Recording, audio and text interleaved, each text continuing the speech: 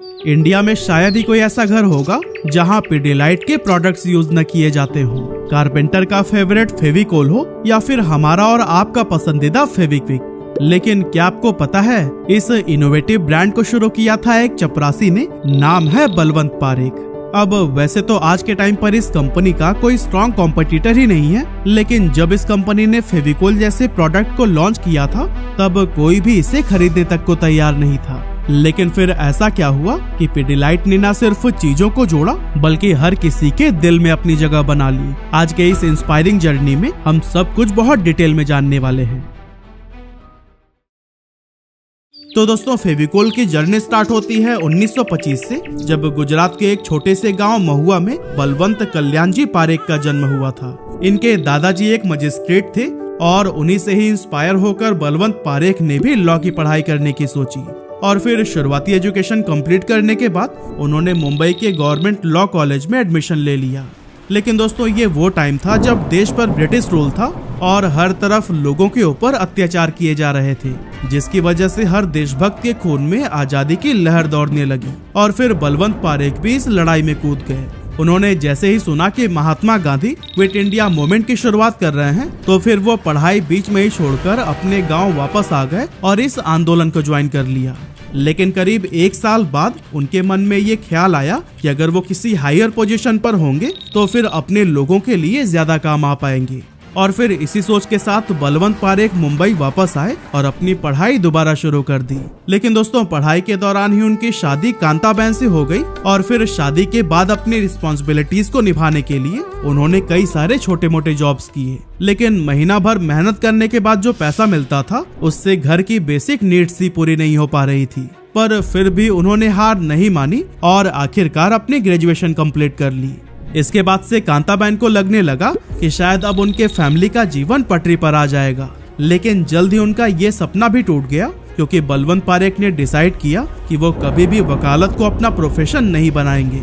इसकी वजह ये थी कि पढ़ाई के दौरान ही उन्हें यह समझ आ गया था कि ये प्रोफेशन बिना झूठ के सहारे नहीं चल सकता है और ये उनके वैल्यूज और एथिक्स के खिलाफ था।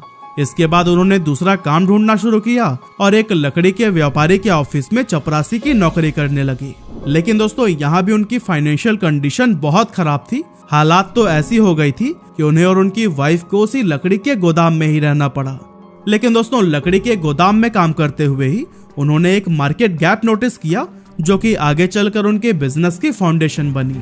उन्होंने देखा कि वुड इंडस्ट्री में ग्लू की बहुत ज्यादा डिमांड है, लेकिन मार्केट में अवेलेबल ज्यादातर गोंद इंपोर्टेड होते थे, जो न सिर्फ महंगे थे बल्कि इसकी क्वालिटी भी कुछ खास अच्छी नहीं थी।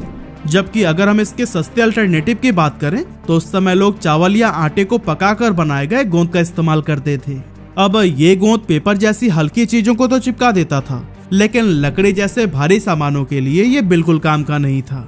इसीलिए उस समय के ज्यादातर कारपेंटर्स एक स्पेशल टाइप के गोंद का यूज किया करते थे, जो कि जानवरों की हड्डी और खाल से निकाले गए कोलेजन से बनाया जाता था।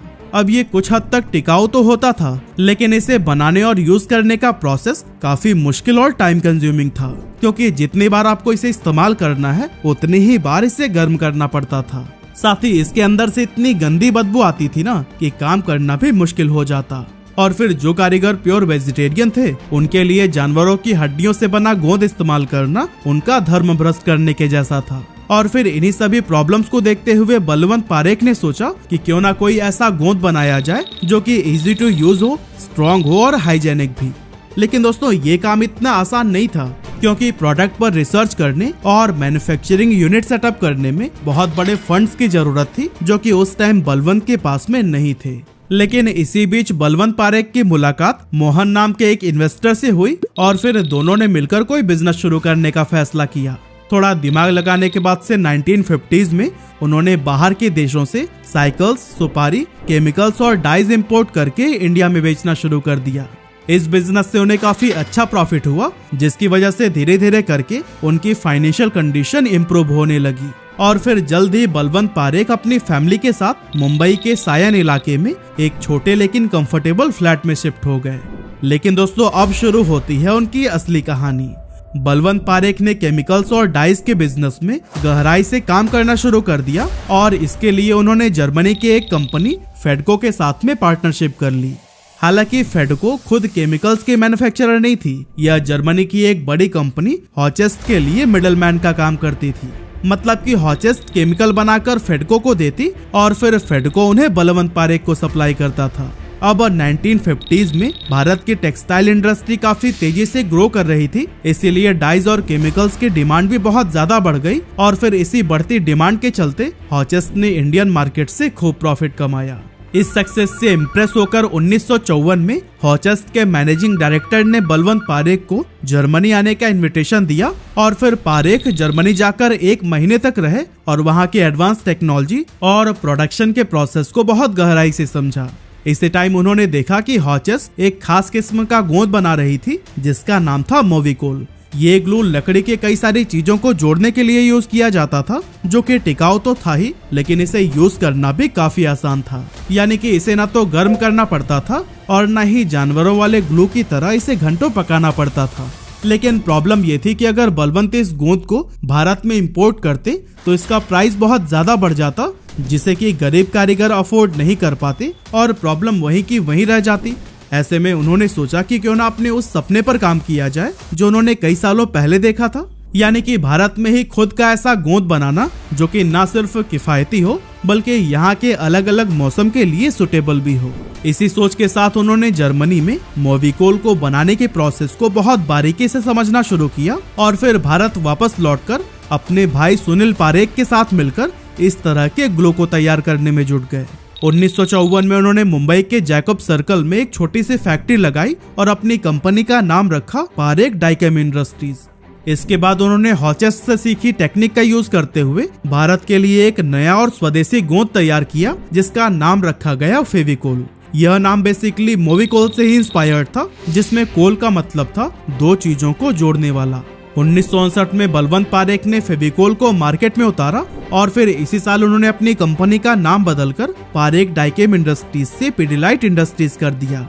शुरुआत में फेविकोल को टेबल टॉप ग्लू के रूप में प्रमोट किया गया, जो कि स्पेशली फर्नीचर इंडस्ट्री के लिए एक परफेक्ट सोल्यूशन था। लेकिन ये बात लोगों को समझाना कंपनी के लिए बहुत मुश्किल होने लगा, क्योंकि ज्यादातर कारपेंटर्स और कारीगर ट्रेडिशनल ग्लू का इस्तेमाल करने के आदी हो चुके थे और उनका मानना था कि ये नया टाइप का ग्लू उनके ट्रेडिशनल ग्लू के जितना इफेक्टिव नहीं होगा। दूसरी तरफ बड़े कॉन्ट्रैक्टर्स और अमीर कस्टमर्स इंपोर्टेड एडेसिव्स को ही प्रीमियम क्वालिटी का प्रोडक्ट मानते थे और फेविकोल को एक लोकल और सस्ता प्रोडक्ट समझकर नजरअंदाज कर देते थे। अब क्योंकि पिडिलाइट के पास उस समय बहुत लिमिटेड रिसोर्सेज थे, इसीलिए बड़े लेवल पर टीवी या रेडियो एड्स करना पॉसिबल नहीं था। ऐसे में बलवंत पारेख ने एक नया तरीका अपनाया और ग्राउंड लेवल पर काम करना शुरू किया। वह छोटे दुकानदारों और कारीगरों से पर्सनली मिले, फेविकोल के फायदे समझाए और कारपेंटर्स को इसे यूज करने के लिए अवेयर किया। साथ ही इसके छोटे छोटे पैक्स को भी लॉन्च किया गया ताकि कम से कम बजट में भी लोग इसे खरीद सके। लेकिन दोस्तों, इन सभी शुरुआती प्रयासों से भी कंपनी को कुछ खास फायदा नहीं मिल पाया। हालांकि इसके बाद भी बलवंत पारेख ने हार नहीं मानी और उन्होंने कारपेंटर्स के लिए डेमोन्स्ट्रेशन वर्कशॉप्स कराई। इन वर्कशॉप में उन्होंने फेविकोल का इस्तेमाल करके दिखाया और समझाया कि उनका ये ग्लू पुराने ट्रेडिशनल ग्लू से ज्यादा ड्यूरेबल और स्ट्रॉन्ग है। फेविकोल का सबसे बड़ा फायदा ये था कि इसे इस्तेमाल करना बहुत आसान था, न इसे गर्म करने की जरूरत थी और न ही कोई बदबू की समस्या, और ये सिंथेटिक रेजिन से बनाया गया था जो कि वेजिटेरियन लोगों के लिए एक सेफ ऑप्शन था। बलवंत पारेख ने कारपेंटर्स को फेविकोल के फ्री सैंपल्स भी दिए ताकि वो खुद इसे ट्राई कर सके। और फिर जब उन्होंने इस ग्लू को ट्राई किया तो मानो हैरान ही रह गए, क्योंकि फेविकोल की स्मूथ कंसिस्टेंसी ने काम को काफी आसान बना दिया और यह सरफेस पर मक्खन की तरह ग्लाइड करता था। इस तरह से फेविकोल अब धीरे धीरे मार्केट में पॉपुलर होने लगा। लेकिन दोस्तों, प्रॉब्लम यहीं पर खत्म नहीं हुई, क्योंकि फेविकोल का शुरुआती फॉर्मूला सिर्फ लकड़ी पर ठीक तरीके से काम करता था। प्लास्टिक और मेटल जैसे चिकने सरफेस पर फेविकोल फेल हो जाता था। इसके अलावा भारत में जब ज्यादा गर्मी पड़ती थी उस टाइम पर भी ये अच्छे तरीके से काम नहीं कर पाता था। ऐसे में बलवंत पारेख ने सोचा कि अगर फेविकोल को एक रिलायबल और यूनिवर्सल एडिसिव बनाना है तो उसकी स्टेबिलिटी और वर्सेटैलिटी को इम्प्रूव करना होगा। और फिर उन्होंने इस चैलेंज को एक्सेप्ट करते हुए R&D डिपार्टमेंट की नींव रखी और उसमें काफी सारा पैसा इन्वेस्ट किया। उन्होंने अलग अलग कारपेंटर्स और ग्राहकों से फीडबैक लिया और फिर इन फीडबैक्स के आधार पर फेविकोल के फॉर्मूला को न केवल पहले से बेहतर बनाया बल्कि अलग अलग जरूरतों को पूरा करने के लिए इसके कई सारे नए नए वेरिएंट्स भी डेवलप किए गए। एग्जाम्पल के लिए 1980 के टाइम जब कंपनी को शिकायत मिलने लगी कि ज्यादा ह्यूमिडिटी की वजह से उनके गोंद की पकड़ कमजोर पड़ जाती है, तो फिर पिडिलाइट ने इस प्रॉब्लम को सॉल्व करने के लिए फेविकोल MR लॉन्च किया, जो कि मॉइस्चर को रोककर ज्वाइंट्स को स्टेबल बनाए रखता था। इसी तरह से 1985 में कंपनी ने एक और इनोवेटिव प्रोडक्ट लॉन्च किया जो था फेविक्विक। असल में उस टाइम पर कारपेंटर्स और आम लोगों को एक ऐसे प्रोडक्ट की जरूरत थी जो कि क्विक रिजल्ट दे पाए, और फिर पिडिलाइट ने इस प्रॉब्लम को देखते हुए बस एक बूंद स्लोगन के साथ में फेविक्विक को मार्केट में उतारा। फेविक्विक एडहेसिव जो बूंद भर लगे चुटकी में चिपकाए। फेविक्विक की खासियत ये थी कि ये सिर्फ लकड़ी ही नहीं बल्कि प्लास्टिक, मेटल, रबर और दूसरे मटेरियल्स को भी तुरंत जोड़ देता था। और फिर आगे चलकर भी डॉक्टर फिक्सिट, एमसिल, हीटेक्स और मरीन जैसे प्रोडक्ट्स लॉन्च किए गए, और फिर इतने सारे मार्केट डिमांड को फुलफिल करने का ही नतीजा है कि आज पिडिलाइट इंडियन एडहेसिव मार्केट का 70% से भी ज्यादा शेयर होल्ड करता है। बलवंत पारेख ने बहुत पहले ही यह समझ लिया था कि फर्नीचर में कौन सा ग्लू लगेगा यह डिसीजन अक्सर कारपेंटर्स ही लेते हैं, इसीलिए उन्होंने आम जनता को टारगेट करने की बजाय कारपेंटर्स और कॉन्ट्रैक्टर्स पर फोकस किया। इस डायरेक्ट कनेक्शन को मजबूत बनाने के लिए उन्होंने दिसंबर 2002 में फेविकोल चैंपियंस क्लब यानी कि FCC की शुरुआत की। FCC का मकसद कारपेंटर्स और कॉन्ट्रैक्टर्स को फेविकोल के अलग अलग प्रोडक्ट्स को कब, कहां और कैसे यूज करना है उसकी प्रैक्टिकल ट्रेनिंग देना था। आज FCC के 145 शहरों में 300 से भी ज्यादा क्लब्स हैं, जिनसे कि 40,000 कारपेंटर्स जुड़े हुए हैं। लेकिन दोस्तों, पारेख जी ने अपने प्रोडक्ट्स को सिर्फ कारपेंटर्स तक सीमित नहीं रखा, बल्कि ग्लू के छोटे पैक्स निकालकर बच्चों के स्कूल प्रोजेक्ट से लेकर उनके आर्ट एंड क्राफ्ट तक भी अपनी एक खास जगह बना ली। इस तरह से पिडिलाइट की शानदार सक्सेस और फेविकोल की जबरदस्त पॉपुलैरिटी ने उसे इंडियन मार्केट के हर एक घर में अपनी जगह तो दिला दी, लेकिन इसके बाद कंपनी के सामने एक नई दिक्कत खड़ी हो गई, फेक प्रोडक्ट्स की। एक्चुअली मार्केट में फेविकोल जैसे दिखने वाले घटिया क्वालिटी के फेक ग्लू बिकने लगे, क्योंकि ज्यादातर लोग सिर्फ डिब्बे का डिजाइन, लोगो और ब्रांड नेम देखकर इसे खरीद लेते थे, और फिर स्कैमर्स ने इस बात का फायदा उठाना शुरू कर दिया। हालांकि जल्द ही पिडिलाइट ने इसे सीरियसली लिया और एक्शन में आ गई। उन्होंने फेविकोल के डिब्बों को यूनिक बनाया, अवेयरनेस कैंपेन चलाए और असली फेविकोल की पहचान जैसे लोगो, होलोग्राम और QR चेक करने के तरीके बताए। साथ ही नकली प्रोडक्ट्स बेचने वालों के खिलाफ लीगल एक्शन लिया गया और उनके ऑपरेशंस बंद कराए गए। और दोस्तों, इन सभी प्रयासों से नकली प्रोडक्ट की मार्केट कम हुई और फेविकोल पर कस्टमर्स का भरोसा वापस आ गया।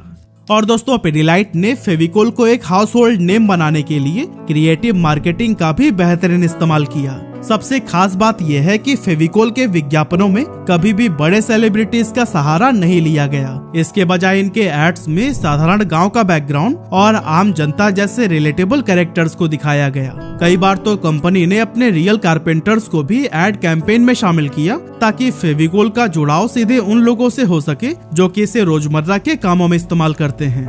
फेविकोल की आइकॉनिक टैगलाइन "दम लगा के हईशा" आज भी लोगों के दिलों और दिमाग में ताजा है। ये फेविकॉल मरीन का मजबूत जोड़ है, पानी में भी नहीं टूटेगा। इसी तरह शर्मा के दुल्हनिया जैसे एड कैंपेन से कस्टमर्स फेविकोल से इमोशनली कनेक्ट हो गए। पड़ गयो नाम सरमाइन का सोफा, हाय रे सरमाइन का सोफा। फेविकोल के मार्केटिंग कैंपेन में ह्यूमर का खास रोल रहा है। फेविकोल का वो ओवर क्राउडेड बस वाला एड आपको याद है, जिसमें लोग बस के अंदर और बाहर तक चिपके हुए नजर आते हैं। इस बात का यह बहुत परफेक्ट एग्जाम्पल है कि कैसे मजेदार अंदाज में भी प्रोडक्ट की स्ट्रेंथ को हाईलाइट किया जा सकता है। यहाँ तक कि फ्री गिफ्ट स्टोर कैंपेन ने भी फेविकोल की ताकत को इतने क्रिएटिव तरीके से पेश किया कि यह न केवल दर्शकों को हंसाने में कामयाब रहा, बल्कि प्रोडक्ट की रिलायबिलिटी को भी बखूबी शोकेस किया।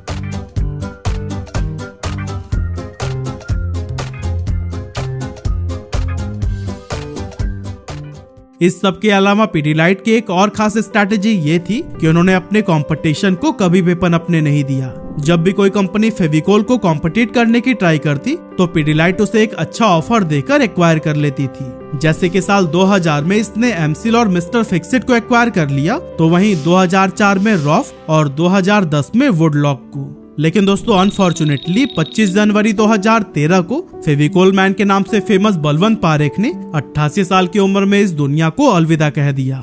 फिलहाल अगर आज की बात करें तो बलवंत पारेख की विरासत को आज उनके बेटे मधुकर पारेख और अजय पारेख पूरी शिद्दत के साथ आगे बढ़ा रहे हैं और उनके विजन और डेडिकेशन ने पिडिलाइट इंडस्ट्रीज को एक नई ऊंचाइयों तक पहुंचा दिया है। आज पिडिलाइट के प्रोडक्ट्स 80 से भी ज्यादा देशों में आपको मिल जाएंगे।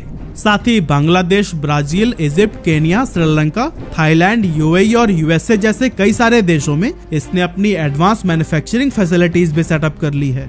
आज पिडिलाइट फैमिली की नेटवर्थ $14.6 बिलियन है और वो फोर्ब्स इंडिया रिचेस्ट लिस्ट में 17वें नंबर पर आते हैं।